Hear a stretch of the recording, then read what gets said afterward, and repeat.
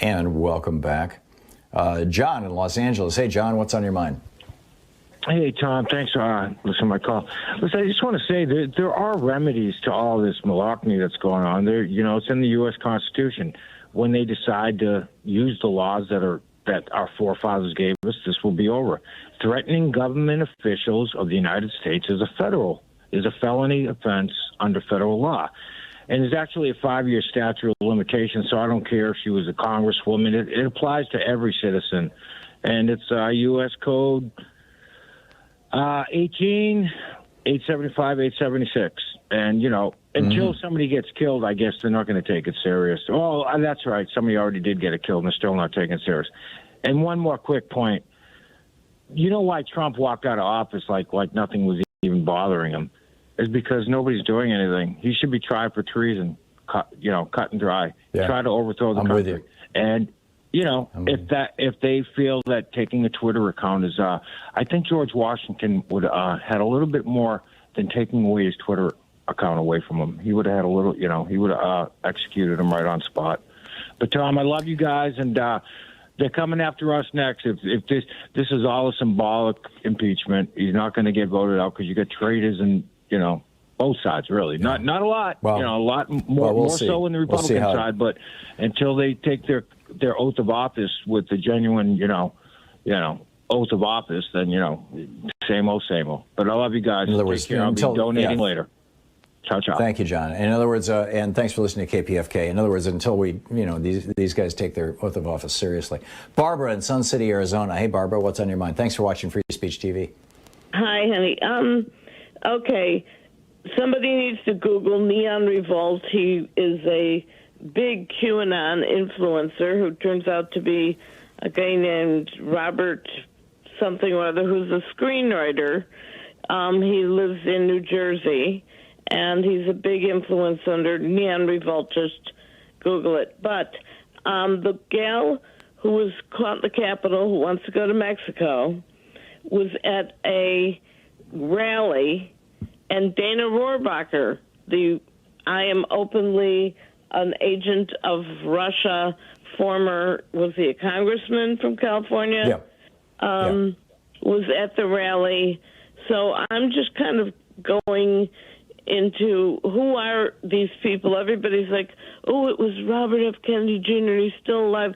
I mean, let's get real. There are actually really people. It could be Putin. It could be, Dana Rohrabacher at a QAnon rally with a woman who's in the Capitol, and then this disgruntled screenwriter whose agenda was to create crazy stuff to get back at the fact that he wasn't successful as a screenwriter and lives in New Jersey now, which, interestingly enough, was kind of mentioned by Trump once, that it could be a guy in his basement in New Jersey. Mm-hmm. Somebody who came up with a crazy idea that they were trying to put on Trump. I think as we dig deeper and deeper into this, Barbara, we're going to find that there are these webs of connections that are really rather distressing. Barbara, thank you. I don't know about the specific person that you mentioned, and I can't endorse that. But Dana Rohrabacher has long been problematic. We'll be right back. Nicole in Memphis, Tennessee. Hey, Nicole, what's on your mind? Hi, Thom.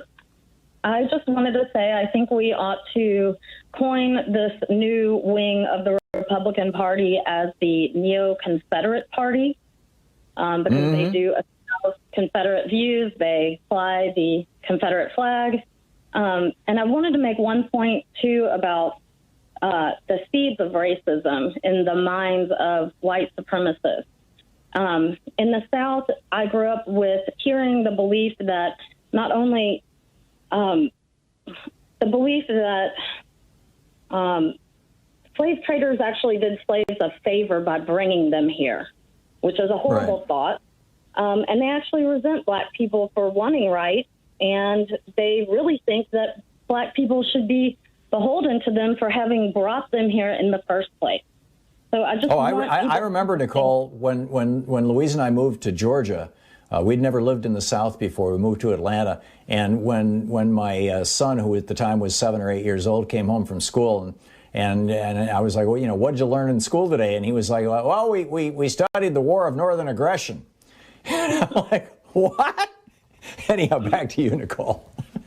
Well, I just wanted to make that point because I think, a lot of times we talk about, what racism is seated in. And I think sometimes people really don't get how deep these beliefs go, how far they go back and how deeply they're held. And a lot of times I think people don't even realize that those thoughts are in their head.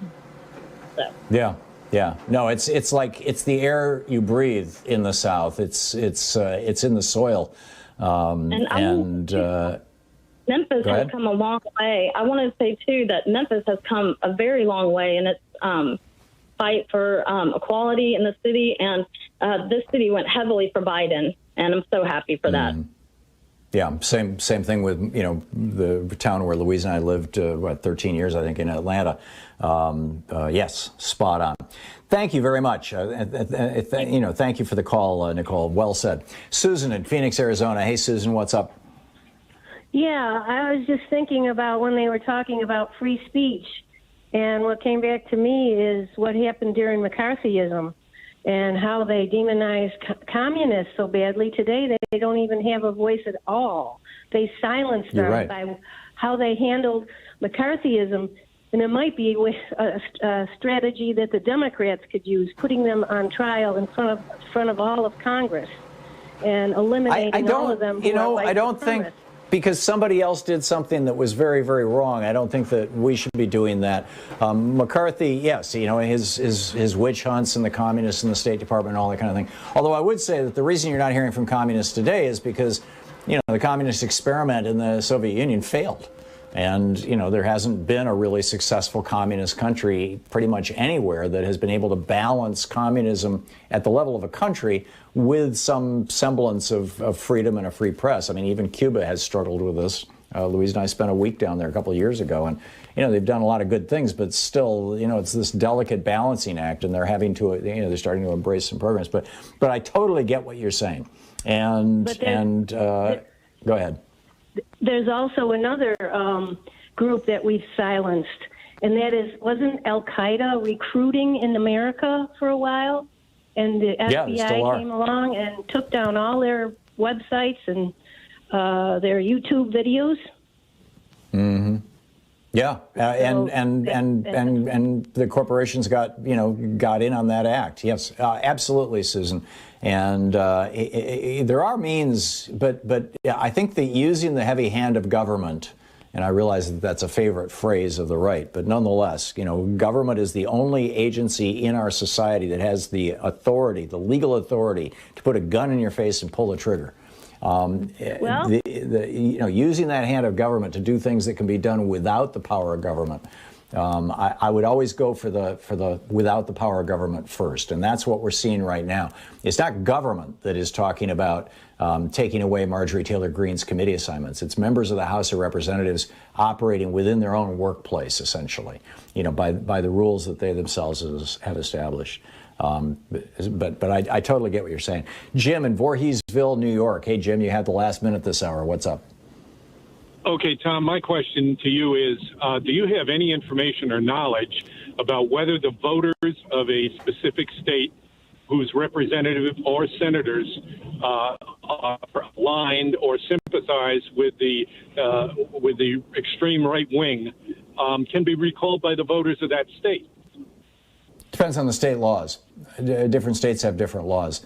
But generally speaking, you'd have to look on a state-by-state basis. I have no idea what the law is in New York with regard to, your ability to recall or whatever the, word might be used there for your elected officials. But, at the end of the day, you've got an election coming in a year and a half. You've got primaries starting in about 6 months. And, these people are going to stand for re-election. They're going to stand in their primaries, and Republican voters are going to be deciding whether their party is going to be the party of fascist crazies or whether their party is going to go back to being the party of Dwight Eisenhower that was at least, somewhat embraced by Americans. And, it's a serious issue.